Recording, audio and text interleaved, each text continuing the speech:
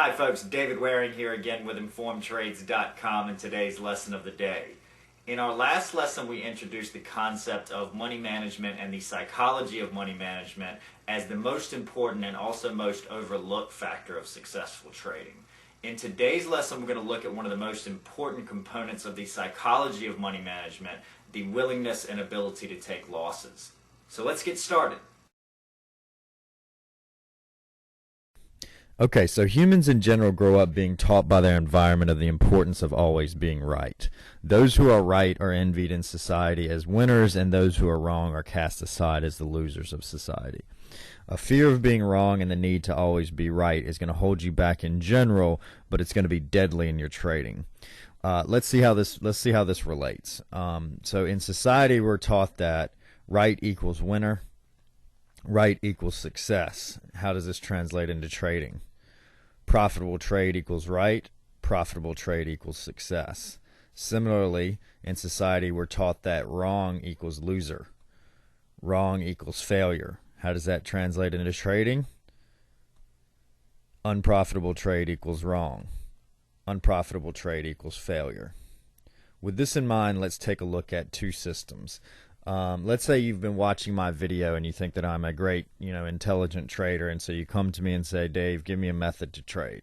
And I say, okay, and I give you a system and I say, this system's going to trade 100 times per year, and the average profit on winning trades is going to be 100 points, and the average loss on losing trades is going to be 20 points. And so you say, great, that sounds good, and take the system home and begin trading it. On the first day, you quickly get a trade and it goes off for a profit of 80 points. So you think, great, profitable trade, winner. All right. And then a couple more days go by, another trade goes off, but this time you get a 20-point loss. You think, ouch, unprofitable trade, loser. But you've been watching my videos and you know that sometimes there's losing trades, so you decide to stick with the system. Day 6 comes, you hit another 20-point loss, unprofitable trade, another loser. Okay, and so, several more days go by. Day 9, loser, 20 points. Day 12, loser. Day 15. So you've hit 5 losers in a row for a total of 100 points. And losses, which wipe out your 80-point gain, and you're now down 20 points on your account. During that time, you probably, after the first winter, or maybe when you got my system home, you told a few friends about it. They were watching all this, and they're now laughing at you, and you're sort of the laughing stock among your trader buddies for believing in this system that's caused you so many losses. So you come back to me and you say, mad, and you say, Dave, why'd you give me this bad system? And I say, all right, well, I have another system for you. You might like this one better. It's got a higher success rate. So you take this system home. And on the first day, you get a 10-point profit. You think, great, positive trade equals winner. Day 2, same thing. Day 3, same thing. Positive trade, winner.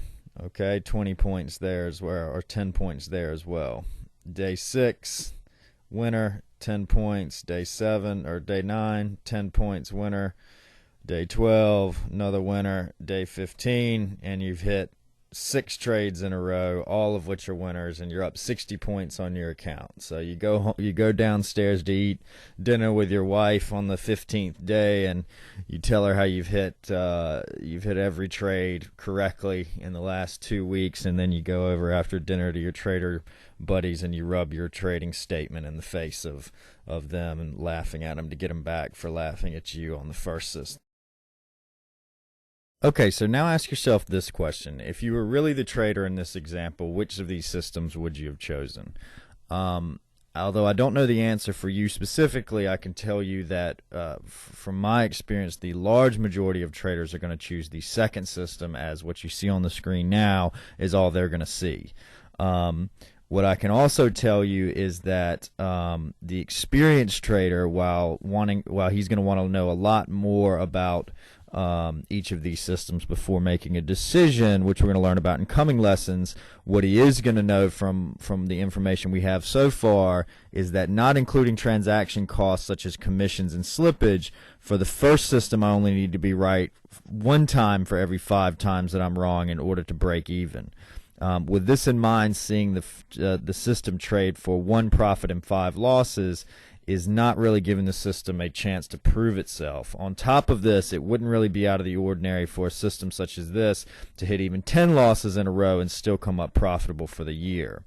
As I didn't give the trader success rates for the second system, there's no way to know for sure, but the first suspicions that I would have about the second system is that the second system is simply a system which sets very tight profit targets and very wide or no stops, and that's going to be a system which eventually is going to probably wipe out all of your gains that you make on the small gains with one big loss and possibly your entire account.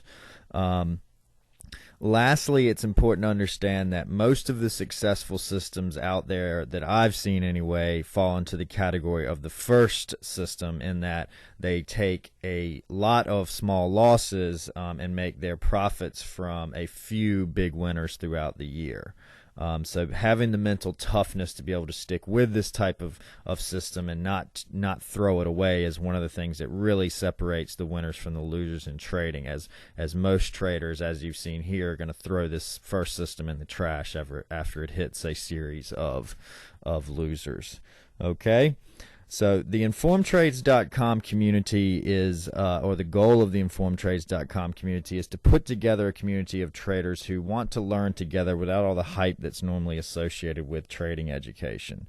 So if you haven't done so already, I encourage you not only to visit the InformedTrades.com site, but every page on the site has a comment section. So I encourage you to actively participate by leaving comments and questions and sharing your knowledge where applicable. Okay, so that concludes our lesson for today. You should now have a good understanding of the effect that losses have on one's decision in trading, and can begin preparing yourself for this type of thing. In the next lesson, we're going to look at several ways at which this type of bias can affect traders in real market conditions. So we hope to see you in that lesson. As always, if you have any questions or comments, please feel free to leave them in the comments section below. And good luck with your trading.